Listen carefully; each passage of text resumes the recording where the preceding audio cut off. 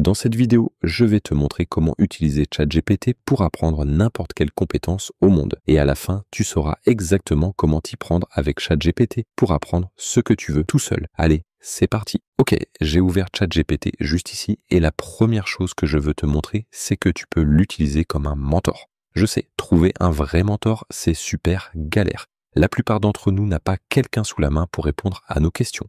Mais bonne nouvelle, ChatGPT peut faire exactement ça pour toi. Tu peux lui dire qu'il est expert dans n'importe quel domaine que tu veux apprendre. Par exemple, si tu veux te former au copywriting, qui est une compétence ultra puissante, tu peux simplement lui dire « Tu es un expert en copywriting, je veux que tu sois mon mentor ». Et là, il te répond « Heureux de t'aider ». Nickel. Ensuite, tu peux lui poser absolument toutes les questions que tu veux. Par exemple, quel est le but du copywriting?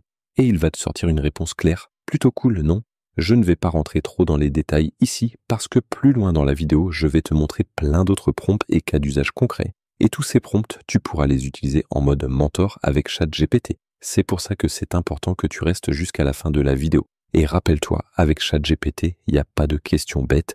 Tu peux lui demander ce que tu veux, autant de fois que tu veux. Perso, j'avais tendance à réfléchir longtemps avant de poser une question, histoire de ne pas faire perdre de temps à quelqu'un.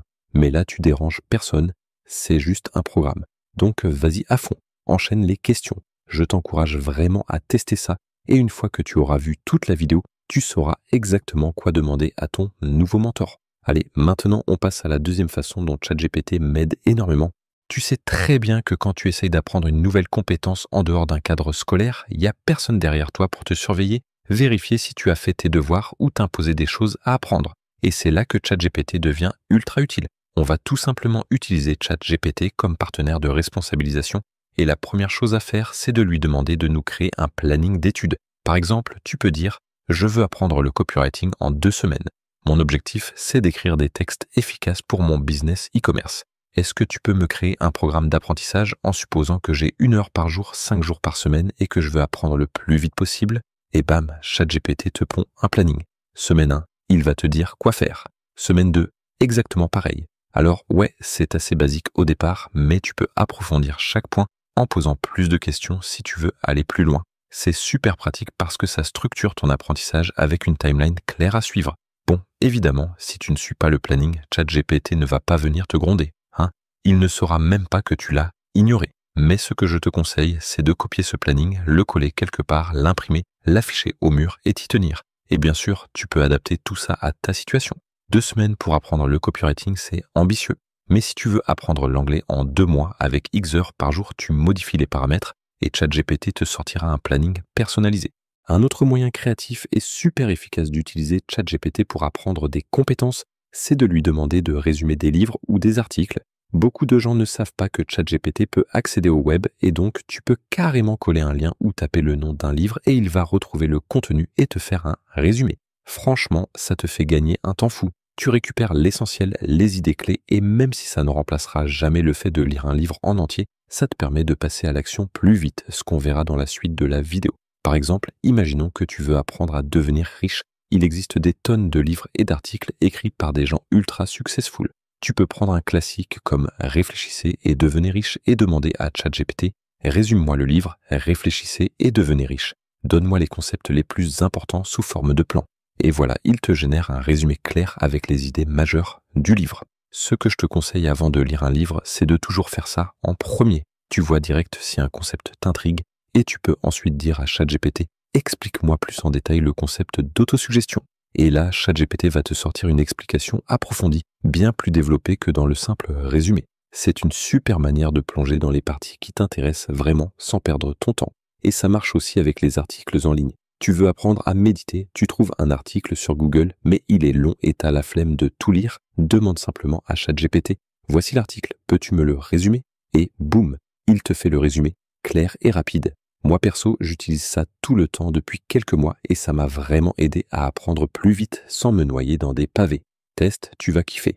Ok, maintenant on passe à une autre manière super utile d'apprendre avec ChatGPT, te faire tester. Ouais, je sais, faire des tests, ça donne pas trop envie. Mais en vrai, se tester régulièrement, c'est l'un des meilleurs moyens pour mémoriser et maîtriser ce que t'apprends. Et ChatGPT peut justement te faire passer des petits examens ou quiz. Par exemple, disons que tu veux apprendre l'anglais. Tu peux lui dire tu es mon prof d'anglais. Est-ce que tu peux me tester sur des expressions courantes que je devrais connaître?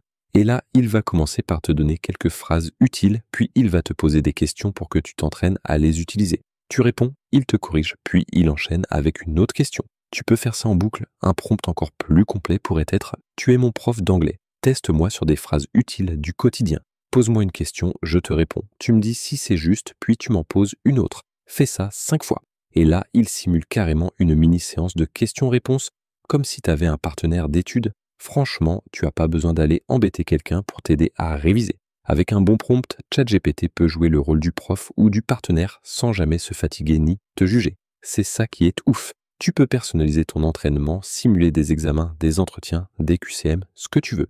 Donc n'hésite pas à être précis dans ton prompt comme je viens de le faire et tu verras, ChatGPT suit super bien les instructions. Une autre manière super utile d'utiliser ChatGPT pour apprendre des compétences, c'est de lui demander de te suggérer des ressources adaptées à ton style d'apprentissage.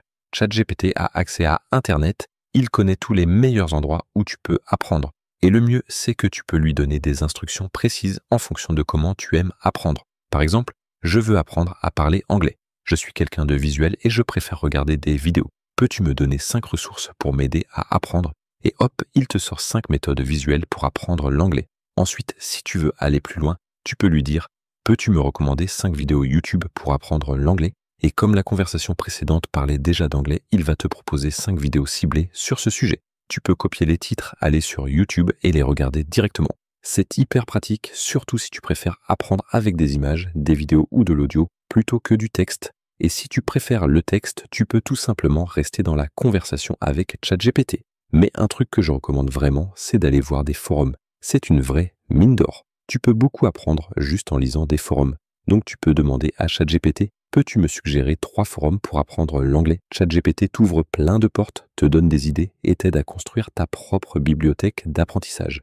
Maintenant, parlons d'un truc super important que beaucoup de gens zappent. Quand tu veux apprendre une compétence, il y a 2 étapes bien distinctes. L'apprentissage pur, lire, regarder des vidéos, écouter des explications. La mise en pratique, appliquer ce que tu as appris dans des exercices concrets. Et c'est la deuxième partie qui fait toute la différence. C'est en pratiquant que tu retiens vraiment et que tu deviens compétent dans la vraie vie. Donc ce que je recommande, apprends la théorie le matin et applique-la l'après-midi. Et là aussi, ChatGPT peut t'aider. J'apprends Python et je suis débutant. Peux-tu me donner 3 projets simples que je peux coder dès aujourd'hui pour m'améliorer? Et il va te proposer par exemple un jeu de devinettes de nombres, un générateur de phrases aléatoires, une calculatrice simple. Tu peux directement commencer à coder ces petits projets. Et en les réalisant, tu vas mettre en pratique plein de concepts importants du langage. C'est vraiment la partie la plus puissante de l'apprentissage, mais qu'on oublie souvent. Et ça marche pour toutes les compétences, pas seulement le code. Peu importe ce que tu veux apprendre, demande à ChatGPT quel projet concret tu peux faire pour progresser plus vite. Tu verras, c'est un vrai game changer. Et enfin, le dernier conseil, c'est de demander à ChatGPT de t'expliquer comment tu peux échouer dans l'apprentissage d'une compétence. Quand on a un mentor comme ChatGPT, la plupart des gens posent des questions classiques du style « Comment je fais ça ? Quelle est la meilleure méthode ? Quelle est l'étape suivante ?» Et oui, c'est très bien de poser ce genre de questions, mais il en manque une que peu de gens pensent à poser et qui est super puissante pour progresser. Quels sont les pièges? Dans quel cas je risque d'échouer? Par exemple, si je veux apprendre la photographie de portrait, je peux demander à ChatGPT quels sont les échecs ou erreurs les plus fréquents quand on apprend la photo de portrait. Et voilà ce qu'il me répond. Je ne vais pas tout détailler ici, mais retiens ça. Demande toujours à ChatGPT dans quoi je risque de me planter. Connaître les erreurs fréquentes, ça te fait gagner du temps, ça t'évite de refaire les mêmes bêtises que tout le monde. Et c'est une étape trop souvent oubliée dans l'apprentissage. Voilà, à toi de jouer et n'hésite pas à récupérer ton cadeau en description. Et sinon, on se retrouve dans une prochaine vidéo. Prends soin de toi.